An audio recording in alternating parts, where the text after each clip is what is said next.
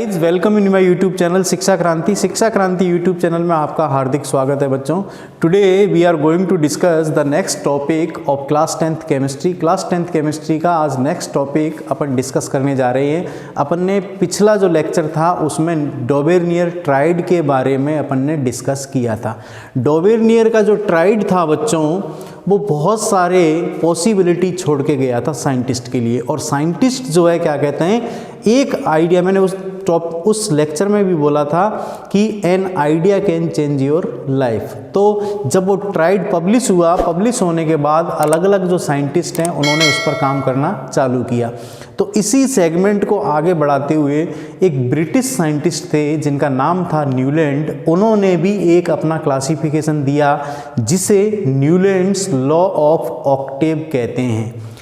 Newlands law of octave की आज अपन बात करेंगे। इनके क्लासिफिकेशन इन्होंने किस हिसाब से की थी उसके बारे में जानेंगे। बेस इन्होंने क्या रखा था उसके बारे में भी आज अपन जानेंगे। ठीक है, तो बच्चों स्टार्ट करते हैं अपन न्यूलैंड्स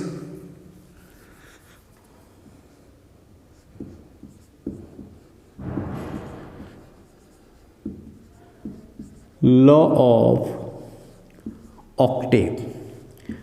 बेसिकली ऑक्टेव जो म्यूजिकल नोट होते हैं उनसे रिलेटेड चीज़ है ऑक्टेव। अपन को मालूम है म्यूजिक में 7 नोट होते हैं, चाहे वो इंडियन हो या वेस्टर्न हो, और 7th नोट के बाद फर्स्ट नोट रिपीट होता है। तो इन्होंने जो अपना बेस लिया था वो किसके ऊपर लिया था बच्चों, देखते रहना आप। म्यूजिकल नोट क्या होते हैं अपन को मालूम है, 7 note western as well as in Indian. 7 note होते हैं, किसमें, वेस्टर्न में भी और इंडियन में भी। और यहाँ क्या लिखेंगे, first note is repeat after 7th note. Likewise according to Newland क्या कह रहे हैं भैया, म्यूजिकल नोट ऑक्टेव जो होता है 8 का, फर्स्ट और 8th क्या होगा, सिमिलर होगा। उसको इसने क्या बोला, ऑक्टेव बोला। 7th नोट होते हैं हमें मालूम है इंडियन में भी और वेस्टर्न में भी। और फर्स्ट नोट रिपीट कब होता है, 7th के बाद रिपीट होता है। तो इन्होंने क्या कहा था, 7th नोट, फर्स्ट नोट, ये 7 नोट होते हैं, ये अपन ने यहाँ लिख दिया। First note is repeated after 7th note. Likewise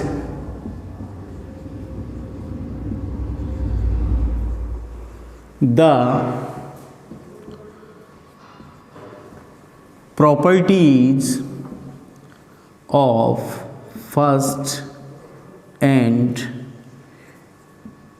8th elements is same।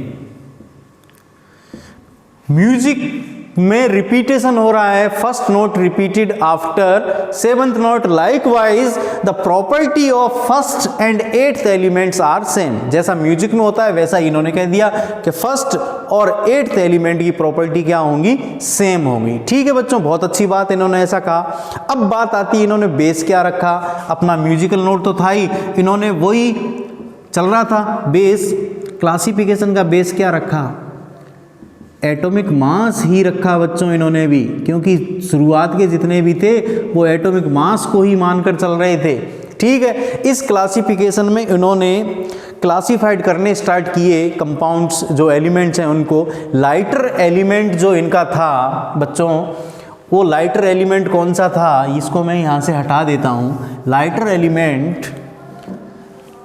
Element जो था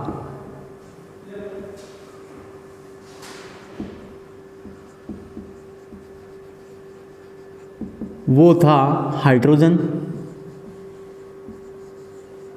और हैवियर एलिमेंट वो था इनका थोरियम। इनके क्लासिफिकेशन में थोरियम हैवियर और लाइटर हाइड्रोजन से स्टार्ट किया और हैवियर थोरियम तक ये अपने क्लासिफिकेशन को लेके गए। तो बच्चों न्यूलैंड की एक खास बात थी, म्यूजिकल नोट पे डिपेंड था। जिस तरह से म्यूजिक में 7th नोट के बाद फर्स्ट नोट रिपीट होता है, उसी तरह से इन्होंने कहा the properties of first and 8th elements are same. Base इन्होंने क्या रखा, एटॉमिक मास रखा। न्यूलैंड ने क्लासीफाई कब किया था बच्चों, ये भी देख लीजिए आप, 1866 में। ये इंग्लिश साइंटिस्ट थे, वो मोटिवेट किससे हुए थे, डोबेर्नियर ट्राइड के बाद मोटिवेट हुए। ठीक है, अब इनका जो है क्लासिफिकेशन अपन लिखेंगे कि इन्होंने क्लासिफाइड किस तरह से किया और इनके क्या कहते हैं लिमिटेशन क्या थी। बेसिकली लिमिटेशन पूछी जाती हैं इस टॉपिक में से, और डोबेर्नियर ट्राइड को कंपेयर करवा लिया जाता है। कई बार पूछ लिया क्या डोबेर्नियर के ट्राइड न्यूलैंड के ऑक्टेव में थे, इस तरह के क्वेश्चन आपको यहाँ से मिलेंगे। ठीक है बच्चों, तो अपन इनकी जो क्लासिफिकेशन जो इन्होंने टेबल बनाई थी, उस टेबल को अपन यहाँ डिस्क्राइब करने जा रहे हैं। ठीक है, तो देखिए आप,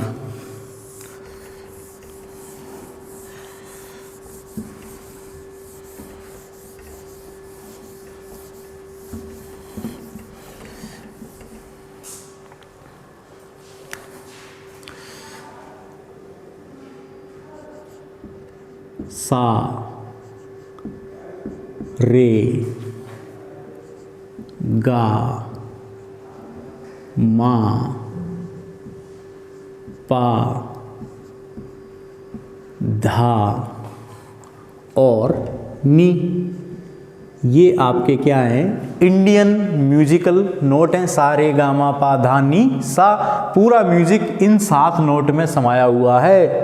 ये आपको सबको पता है, अगर म्यूजिक का शौक रखते हैं तो आपको पता होगा, सारी सरगमें इन 7 नोट से ही मिलकर बनी होती हैं। इसी तरह से वेस्टर्न की मैं बात करूं तो डो रे मी फा सो ला टी, ये वेस्टर्न है। अब इसके हिसाब से इन्होंने क्लासिफाइड करने स्टार्ट किए बच्चों। इनको मैं एक क्या करता हूँ, बॉक्स में बना लेता हूँ इस तरह से। बॉक्स मैंने बना लिया, ऊपर मैंने इंडियन लिखे हैं म्यूजिकल नोट सा रे गा मा पा धा नी, और नीचे मैं कौन से लिख रहा हूँ, वेस्टर्न। कौन कौन से, डो रे मी फा सो ला टी। ठीक है, अब इन्होंने क्लासिफिकेशन करना स्टार्ट किया इसके हिसाब से। फर्स्ट जो क्लासिफिकेशन था उसमें अपन लिखते हैं बच्चों,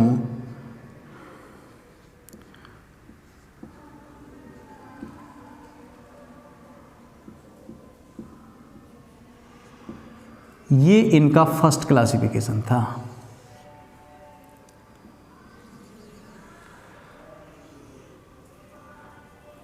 दूसरे में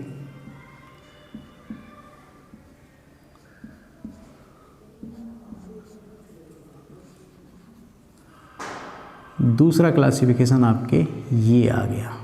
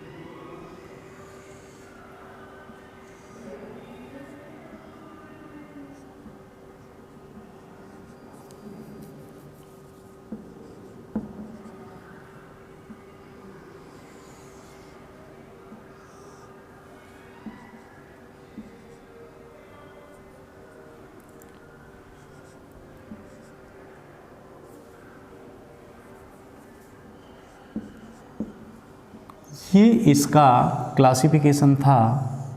ठीक है बच्चों, इसको मैं फर्स्ट रो बना देता हूँ इस तरह से। हालांकि लाइनें थोड़ी टेढ़ी मेढ़ी जाएंगी, लेकिन आप मेरी फीलिंग्स को समझिए बच्चों। एग्जैक्ट जो है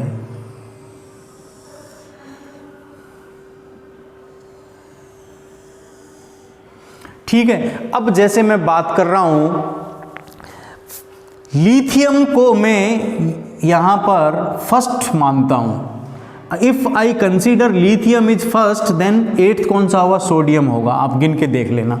फर्स्ट अगर लिथियम को मैं मानता हूँ तो ये आपके एट्थ कौन सा हो जाएगा, सोडियम हो जाएगा। और सोडियम को फर्स्ट मानता हूँ तो पोटेशियम एट्थ हो जाएगा। यानी कि इन तीनों की प्रॉपर्टी भी सेम है और 1 to 8 ये भी क्या कहते हैं, सेम है बच्चों। ठीक है, इसी तरह से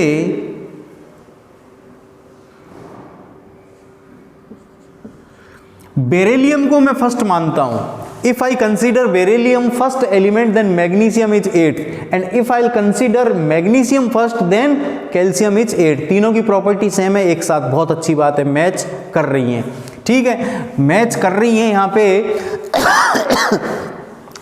बोरॉन को मैं फर्स्ट मानता हूं तो एट्थ एलिमेंट कहाँ हो गया आपके, एल्यूमिनियम होगा। लेकिन एल्यूमिनियम के साथ इन्होंने क्रोमियम भी रख दिया जो नहीं करेगा मैच, बिल्कुल किसी भी तरीके से मैच नहीं करेगा। और इटेरिबियम, सीरियम और ये लेंथेनम, ये क्या कहते हैं आपके और रखे हुए थे।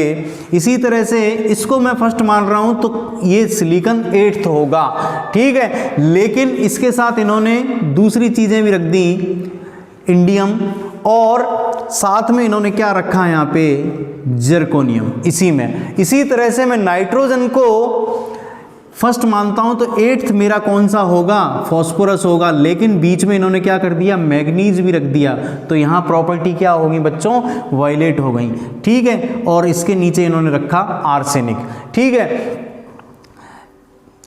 ऑक्सीजन को मैं फर्स्ट मानूं तो सल्फर एट्थ होगा। लेकिन सल्फर और आयरन की दोनों प्रॉपर्टी सेम नहीं होती हैं। इनके नीचे इन्होंने क्या रख दिया, यहाँ पे सेलेनियम, इसको इन्होंने खाली छोड़ा। अब बात आपको पता चल रही होगी बच्चों कि इनका जो क्लासिफिकेशन था फर्स्ट और एट्थ एलिमेंट सेम प्रॉपर्टी दिखाएंगे, तो कुछ हद तक तो सही था। और वो सही कहाँ तक था बच्चों, सिर्फ यहाँ तक, दिस वन कैल्शियम तक ये अप टू मार्क था। लेकिन कैल्शियम के बाद जैसे मैं बात कर रहा हूँ यहाँ पे बोरॉन और एल्यूमिनियम की प्रॉपर्टी सेम आ रही है, लेकिन एल्यूमिनियम क्रोमियम की प्रॉपर्टी सेम नहीं आएंगी। मींस इन्होंने अनलाइक जो एलिमेंट थे उनको क्या रख दिया, साथ में रख दिया। अब जैसे मैं बात कर रहा हूं यहाँ पे कोबाल्ट और निकल, इनकी प्रॉपर्टी कभी भी मैच नहीं करती हैं, लेकिन सेम स्लॉट में थे। और किसके साथ थे, हेलोजेंस के साथ, फ्लोरीन और क्लोरीन के साथ। तो ये इनका मेजर लिमिटेशन हो गया। मींस डी सिमिलर प्रॉपर्टीज वाले एलिमेंट्स को भी इन्होंने क्या रख दिया, सेम स्लॉट में रख दिया। इसी तरह से बात करें अपन कॉपर, ये यहाँ पे कॉपर है, लिथियम, सोडियम, पोटेशियम, इसकी प्रॉपर्टी इन तीनों से नहीं मिलती है, अनलाइक प्रॉपर्टी वाला हो गया। फिर भी इसको रखा हुआ था, तो ये भी इनकी क्या हो गई, मेजर लिमिटेशन हो गई। ठीक है, इसकी प्रॉपर्टी किसके साथ मिलती है, आयरन के साथ मिलती है, तो इसको यहां रखना चाहिए। और आयरन को कहां रख दिया, यहां रख दिया। तो ये अपने क्या होगा, इसकी जो लिमिटेशंस हैं उसके बारे में अपन अब यहाँ बात करेंगे। इन्होंने बहुत अच्छा, लिथियम को फर्स्ट मान रहे हैं तो ये एट्थ बिल्कुल सही, इसको फर्स्ट मानो तो ये एट्थ बिल्कुल सही, इसको फर्स्ट तो ये एट्थ बिल्कुल सही, ये सही। लेकिन कैल्शियम तक ही ये एप्लीकेबल था, ये ध्यान रखना है इसका जो क्लासिफिकेशन है। ठीक है, अब लिमिटेशन की बात करते हैं बच्चों। आप फटाफट इसका स्क्रीनशॉट लीजिए, उसके बाद लिमिटेशन की बात करेंगे। देखो लिमिटेशन यहीं लिख देते हैं अपन। देखो number one limitation, he could classify lighter elements up to calcium तक ही क्लासीफाई कर पाया था। नंबर 2, बहुत सारे उस टाइम एलिमेंट प्रेजेंट थे, लेकिन इसने क्या कहा, he said that there is 56 elements in nature. इन्होंने क्या कहा कि सिर्फ 56 एलिमेंट्स ही हैं नेचर में, और एलिमेंट है ही नहीं। तीसरी, unlike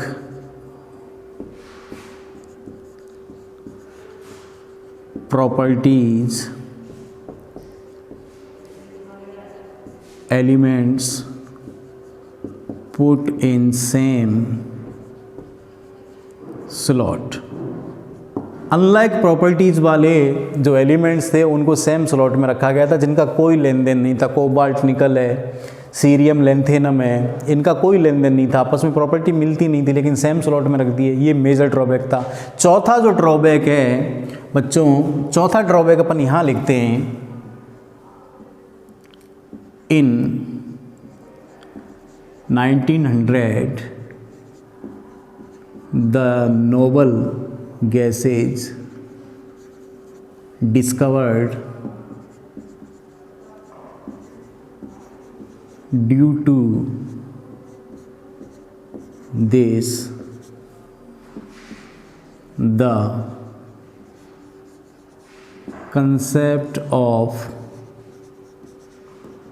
octave totally रिफ्यूज्ड। फिर तो रिफ्यूज्ड ही होगी भैया। 1900 में क्या हुआ था, नोबल गैसेस डिस्कवर हो गई, और नोबल गैसेस डिस्कवर जो सेपरेट ग्रुप में एक ग्रुप अलग से ही बन गया, तो फिर कहाँ हुई कंसेप्ट, टोटली फेल हो गया। ठीक है, तो बच्चों न्यूलैंड ऑक्टेव की खास बात ये रही, न्यूलैंड ये चीज़ समझाने में क्या कहते हैं, अपनी बात कहने में ये क्या कहते हैं सक्षम रहा कि एटॉमिक मास और प्रॉपर्टीज ऑफ एलिमेंट हैं वो आपस में कहीं ना कहीं रिलेशन रखते हैं। He could classify only lighter element up to calcium तक ही क्या कहते हैं क्लासीफाई कर पाया।